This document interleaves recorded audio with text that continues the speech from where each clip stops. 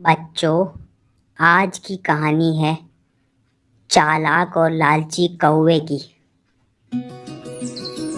एक जंगल में एक पेड़ पर एक प्यारी सी चिड़िया घोंसला बनाकर रह रही थी। एक दिन अचानक एक कौवा आया और उस चिड़िया के घोंसले के पास आकर बैठ गया और चिड़िया से बड़े ही प्रेम से बातें करने लगा।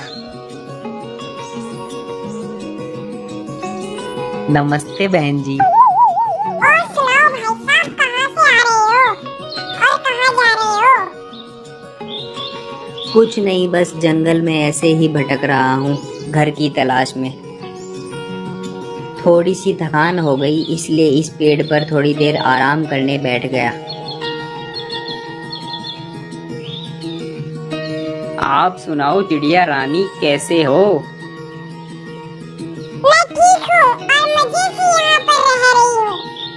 तुम भी चाहो तो यहाँ मेरे साथ रह सकते हो। यहाँ आपके साथ? अरे नहीं नहीं, यहाँ रहना ठीक नहीं रहेगा। अरे ठीक कैसे नहीं रहेगा? मैं तुम्हारी छोटी बहन की तरह हूँ। तुम चाहो तो यहाँ रह सकते हो। मैं यहाँ अकेली ही रहती हूँ। मेरा भी मन लगा रहेगा। अच्छा अच्छा, ठीक है बहन, मैं यहीं घर बना लेता हूँ। अब कौवा और चिड़िया दोनों साथ साथ रहने लगे। वे दोनों ढेर सारी बातें करते और खाना ढूंढने भी साथ ही जाते। एक दिन कौवा और चिड़िया भोजन की खोज में निकले और उड़ते उड़ते वे एक गांव में पहुंचे। वहां एक घर के आंगन में चटाई पर लाल मिर्च सूख रही थी। जब कौवे की नजर मिर्च पर पड़ी तब वह चिड़िया से बोला, देखो देखो चिड़िया रानी, लाल मिर्च उधर देखो, चटाई पर। दोनों चटाई के पास आकर बैठ गए। लाल मिर्च को देखते ही कौवे को एक तरकीब सूझी। उसने चिड़िया से कहा, चलो चिड़िया रानी, एक खेल खेलते हैं। देखते हैं कौन ज्यादा मिर्च खाता है और जो जीतेगा वो दूसरे को खा जाएगा। चिड़िया ने सोचा कौवा मजाक कर रहा है और वह मान गई। दोनों ने लाल मिर्च खाना शुरू किया। चिड़िया ईमानदारी से लाल मिर्च खा रही थी, वहीं कौवा कुछ मिर्च खाता और कुछ को चटाई के नीचे ढकेल देता। इस बेईमानी के कारण कौवा जीत गया। मैं जीता, मैंने कहा था ना तुमको, मैं जीतूंगा। मैं जीता। अब मैं तुम्हें खाऊंगा। ये क्या कह रहे हो भैया? ये तो एक गेम था ना। गेम तो था, मगर तुम तो हार गई हो और अब अपने आप को मुझे सौंप दो। अब मैं तुझे खाऊंगा।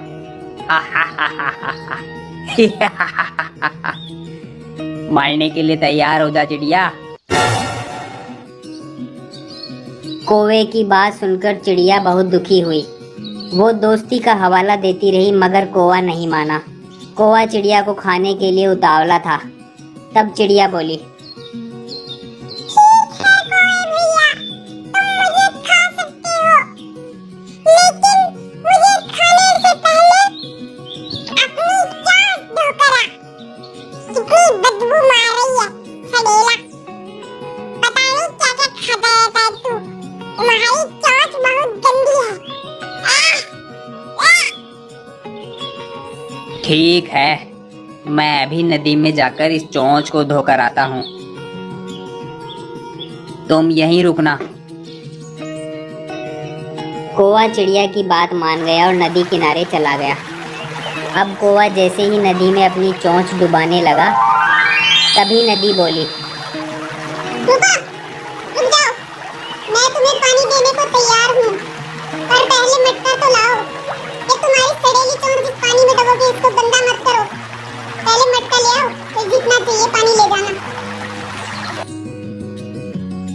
कौवा नदी की बात सुनकर कुम्हार के पास गया और उससे मटका बनाने को कहा।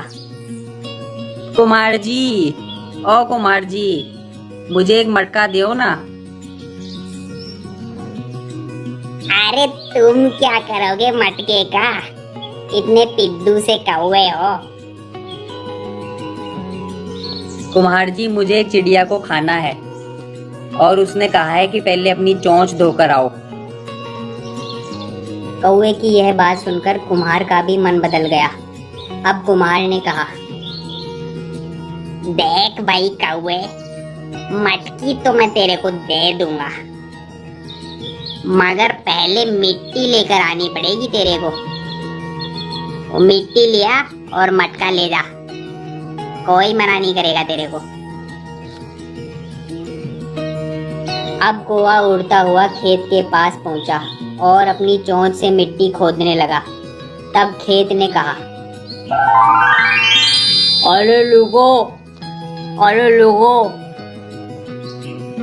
पूरी दुनिया जानते हैं तुम कूड़ा और गंदगी खाते हो, इसलिए मैं तुम्हें तुम्हारी चोंच से मिट्टी खोदने नहीं दूंगा।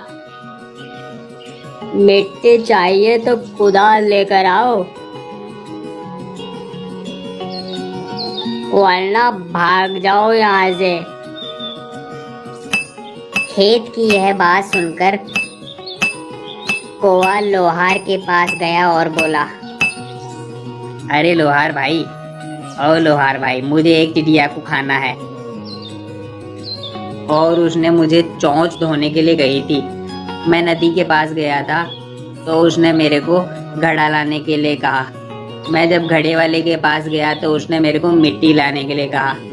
मैं जब खेत के पास गया तो उसने मेरे को कुदाल लाने को कहा। मुझे कुदाल दो ना। है, कुदाल चाहिए? यदि तुम्हें कुदाल चाहिए तो आग ला कर दो, ताकि मैं इस लोहे को गरम करके कुदाल बना दूं, समझे? अब लोहार की यह बात सुनकर कौवा पास ही स्थित एक किसान के घर पहुंच गया। वहां चूल्हे में आग जल रही थी। कौवे ने आग को अपनी चोंच में लिया तो लपट उसके पंखों में लग गई और कौवा जलकर वहीं मर गया। देखा बच्चों, कौवे को उसके लालच ने कहां से कहां पहुंचा दिया। बेचारा कौवा।